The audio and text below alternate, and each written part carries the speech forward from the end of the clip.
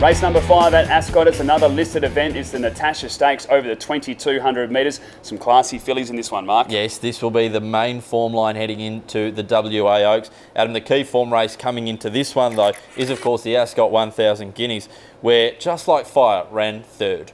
At the top of the straight, where Glimmer Girl led them for home. Awaken, Just Like Fire, a length and a half away. Precious Memories, Fontainebleau winding up as well. Awaken at the 150 though, in front from Precious Memories and Just Like Fire. Fontainebleau, it's Awaken in front from Precious Memories. Awaken desperately ridden, however, and Awaken wins the 1,000 Guineas. Awaken beat home Precious Memories. Nice performance by Just Like Fire. I still remember Darren McCauley's call, as you would have seen there, just popping out of the top of the straight, and this horse just accelerated into it. Now, it wasn't as strong over the final 150, 200 metres as I expected, but I think this horse is only going to get better as we get out to the 2,200 metres. When looking at that race, you know, there's some that was as far as they're going to go. There's only a few that are going to continue on to the 2,200 metres. I think she's one of them, and she's definitely a winning chance. I'll tell you why she struggled that last 100 metres. Sean O'Donnell dropped the whip on that occasion, didn't get the full vigour out of it. Wouldn't have mattered, wouldn't have won still, but with a bit of riding, a little bit left in the tank heading into this, definitely good signs out of that race, Adam.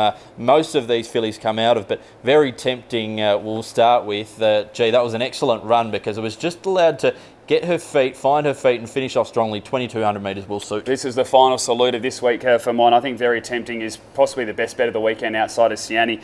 Really nice performance last start behind Awaken, worked into it well, screaming out for further. This 2,200 metres is going to be ideal. I'm a bit surprised that William Pike has gone with Royal Star. I think Chris Parnham's got the better of the Cerise and White runners here, and I think it'll be winning. Yeah, love Fontainebleau's effort last start. It hit the line strongly as well. Royal Star, though, is a run behind this preparation, and as you mentioned, William Pike chooses that way, so they obviously have a big opinion of this filly. But yeah, I'm with you, Adam. I just think she's a run behind, not an ideal preparation. You know, I'm a little bit OCD with my form, guys. I like to do everything in colours, but I got a couple of circles here, and it's exactly what you pointed out. The 4th of Feb, when it was withdrawn, the gap between the runs, having to have the trial, and then going from the 1,000 trial up to the 1,800 metres. This horse is going to improve dramatically, and that may be the reason why William Pike's decided to go there. I do have a bit of a caution on it because you know that he normally is a very good judge. As I said, should be much fitter that performance, but I think Very Tempting is going to win this race. From number 2, Just Like Fire, 5 Royal Star and 4 Fontainebleau. Yes, following the Ascot 1000 Guineas form in order, I am number 2 on top for me, Just Like Fire. From the 4, Fontainebleau, 3 Very Tempting and 5 Royal Star. Race number 6 at Ascot. It's over the 1,400 metres. Mark, this is one of the races we'd see sort of midweek and then on a Saturday as well that are very tough to separate. Yeah, a few older types and a few improving types. One of those improving types is a 4-year-old mare, Galaxy Star. Fath Noxious at the 305 in front of Dolly M. Fancy Fox, followed further back then by Another Vision. Galaxy Star would need to be Burnborough to win from here. Fath Noxious with 100 left to go in no danger. It's 5 in front from Dolly M. Another Vision. Galaxy Star, clever ride this by Randy Tan. Fath Noxious too good. The favourite cut the margin back late. But yeah, as I said, when you take a look at this race, it is sort of midweek or probably week Saturday field, but this horse is certainly not one of those. 4 starts, 3 victories in a second. Last start just got too far back. We've seen the replay already of Fath Noxious in race number 1. I just can't see anything beating her in this race. She'll be able to just settle back, relax, show that turn of foot, get the chance to come down the middle of the track, which I think is going to be ideal. She should just be winning. Those looking for an exacta player, number 3, Push and Shapes, was an impressive performance last start. Look, it was at Bunbury, a lot weaker race than this, but this gelding by Viscount, he's always shown good ability, and that's shown 17 starts, 2 wins at him, and he's already won over 150,000 in prize money, so he's raced in the better races. This is a race where you can run a good effort. When you go through the form lines, you see some of the horses that Push and Shapes has come up against. It's amazing this horse has won that much money. I mean, go back to last prep, beaten under 2 lengths by Chocoholic. We know how good that horse is as well. I thought it was a really good performance last start. The moment this horse saw the gap, went for it, and then without any vigour by Peter Hall, just kept accelerating. I think, as you said, this is a Quinella of the day. I'm going to go with 6 Galaxy Star from 3 Push and Shapes, 5 Helmsgate and 1 the Cobbler. Yeah, 6 Galaxy Star from me as well, from the 3 Push and Shapes, number 4 Foreseen and 8 Main Instigator. Race number 7 at Ascot. It is the Group 3 Gimcrack Stakes over the 1,100 metres. And Mark, we get to see one that we may feel is pretty special. Yes, we do indeed. And this is a very good field, but one that stands out, of course, the Supremacy Stakes winner. Let's have a look at Siani gobbling up the field. Outside My Demi Aldelar, but the runs are coming for Keeper Keen. Velvet Vixen down on the inside. Winding up down the middle, though, is the Sebring filly, See Annie. And she's coming with a wet sail at the 150. And look at See Annie. She stormed up, grabbed the lead from Keeper Keen. She's pulling away. A great victory in the Supremacy Stakes first up. See Annie pulled away to beat Keeper Keen. Sound check. Amazing performance there by See Annie. That late acceleration was certainly something to take a look at. The turn of foot. You could see this horse going through and winning all of the big races throughout in this prep. I was really impressed with the ride of Aaron Mitchell. Big opportunity for him to get his first group victory and on the way for the prep. To miss the kick last start and still just be able to relax through the early stages, make sure the horse got the running, know what was underneath him, and then pull the trigger at the right time. I thought it was a really good performance, and he'll learn a lot from that.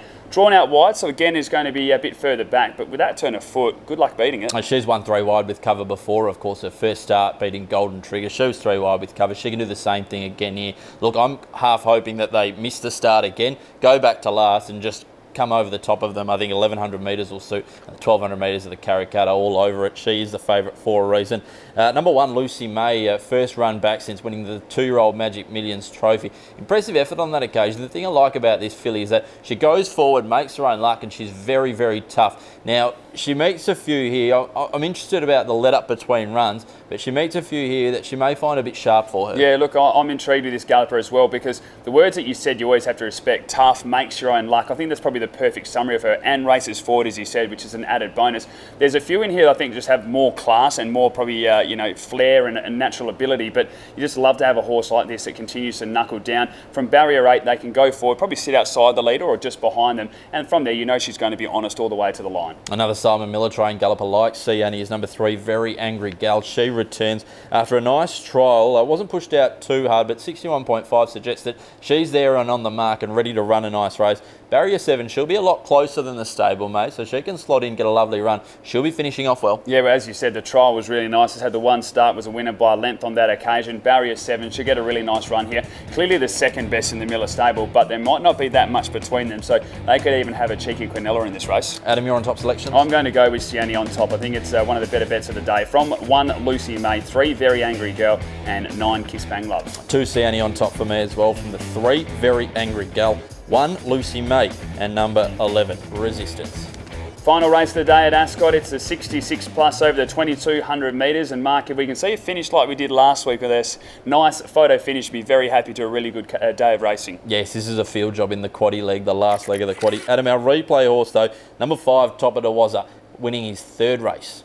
Cannon Cronfeld in the straight. Top of the Wazzers into the clear to give chase to 11 seconds. 11 seconds leads by 2, but Top of the Wazzers closing in, and Warzar is putting in down the outside. I Done It's fighting on. Top of the Wazzer is after 11 seconds, and Warzar down the outside. 11 seconds fights strongly. Top of the Wazzer can't get past it. Now it can. Hits the front. Warzar late, but Top of the Wazzer's won. Top of the Wazzer. I think even the owners were surprised when Top of the Wazzer was able to get the job done here. This horse has got so much ability, and this is the reason why they're staying in the grade and happy to go up in the weight, because it just continues to lift to the standard that's set to him. However, when it finds a front, you've never seen a horse hit the skids more in its life. I think this time it probably just got lost, didn't see the post and didn't realise what had happened. But I think Top of the Wazzer can run a really good race here again. As I said, gives weight to others, but from barrier 5 with good speed in the race, all about the timing, and I think they can go back to back. We're blessed with good barriers as well as Top of the Wazzer, and today's no exception with barrier 5. Adam, number 2, Shintamani.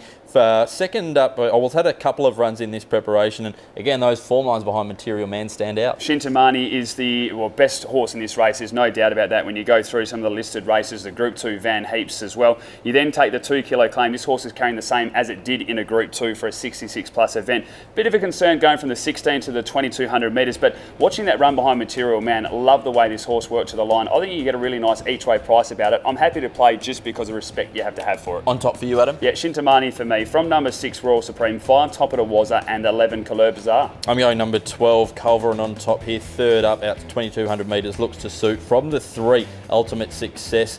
4, Black Moment, those Esperance Cup form lines, and number 8, Blackwood. Time now to turn our attention to the best bets of the card, and Mark, gone with 2 of the bigger races of the day. I think we've got some nice types in this. Race 5, number 3, going with Very Tempting, and then race 7, number 2, See Annie. I'm going race 4, number 3, Double A Show, the Smart Missile Colt. And race 6, number 6, Galaxy Star. As we always do say, you can follow us on social media. You can see them all on screen at the moment. PerthRacing.com.au. As you can see, our racing is getting very good and it's only going to get better, so make sure you are a part of it. Take a look at the upcoming events and we'll see you out at Ascot soon. On behalf of both of us, hope you've found plenty of goodness.